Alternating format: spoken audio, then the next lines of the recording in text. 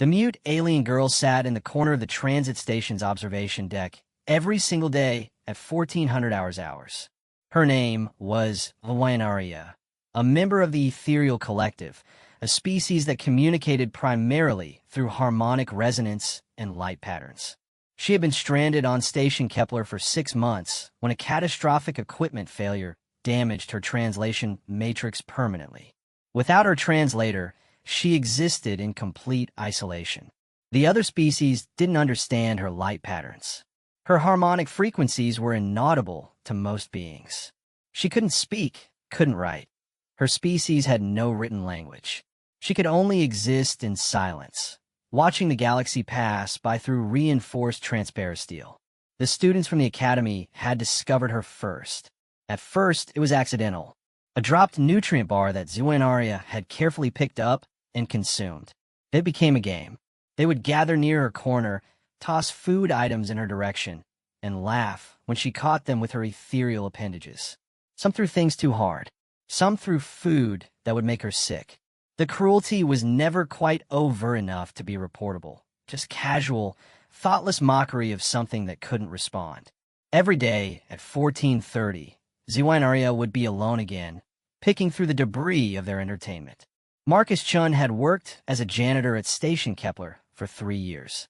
He was invisible to most beings, the quiet human who emptied waste bins and cleaned floors while conversations happened around him. But Marcus noticed things. He noticed Janitor. He noticed the thrown food. He noticed the way she flinched when objects hit her, yet never showed anger. One afternoon, Marcus was mopping near the observation deck when the academy students arrived. He watched as they began their daily ritual, tossing food, laughing at the silent alien's desperate attempts to catch it before it hit the ground. Something inside Marcus broke. He dropped his mop and walked directly into their circle. A crystalline student was about to throw a half-eaten nutrient bar when Marcus simply stepped forward and caught it midair. The students fell silent, shocked that someone would interrupt their entertainment. "That's enough," Marcus said quietly. "It's just an alien," one of them protested. "It can't even talk. It probably doesn't even understand." "I understand," Marcus interrupted. "You're throwing food at someone who's hungry and alone. That's enough." He turned and walked to Janitor's corner. Without hesitation or disgust, he sat down beside her. The alien girl's light patterns flickered, confusion, fear, hope all tangled together. Marcus opened the nutrient bar he'd caught and took a bite. Then he held out the other half to her. Janitor's appendages trembled as she accepted the food. Her light patterns shifted to something that might have been joy. They sat in silence together, the human janitor and the mute alien girl, while the academy students dispersed, bored now that their entertainment had been interrupted. From that day forward, Marcus began arriving at 1400 hours every afternoon. He would bring 2 portions of food, one for himself, one for Janitor. They ate together in silence, but it was no longer the crushing silence of isolation. It was companionable. Janitor would project her light patterns, and Marcus would talk softly about his day, about Earth, about his childhood, about anything and nothing.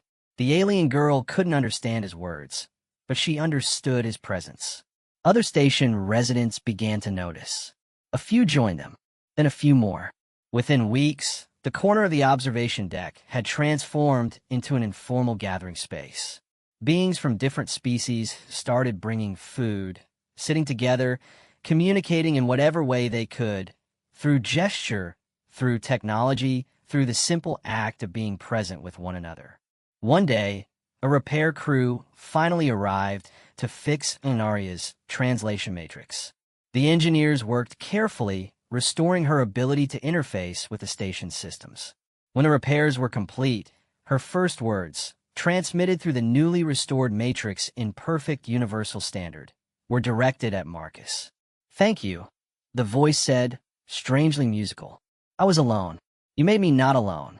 Marcus shrugged, uncomfortable with gratitude. "You were just a person sitting alone. Everyone deserves to eat lunch with someone." Janitor's light patterns pulsed with something that transcended her species, a fundamental expression of connection. "On my world, we have a saying. It translates roughly to, a being is only truly silent when no one listens. You listened. Later that week, the Academy students were issued formal disciplinary action for their behavior towards Winaria. But more importantly, they were required to attend a series of integration workshops run by Marcus and Zuinaria together. The unlikely pair became something the station had never had before: bridges between worlds. Not through grand gestures or official protocols, but through something far more powerful: the simple, revolutionary act of eating lunch together. Because sometimes connection doesn't require perfect communication. It only requires someone willing to sit beside you and refuse to let you be alone.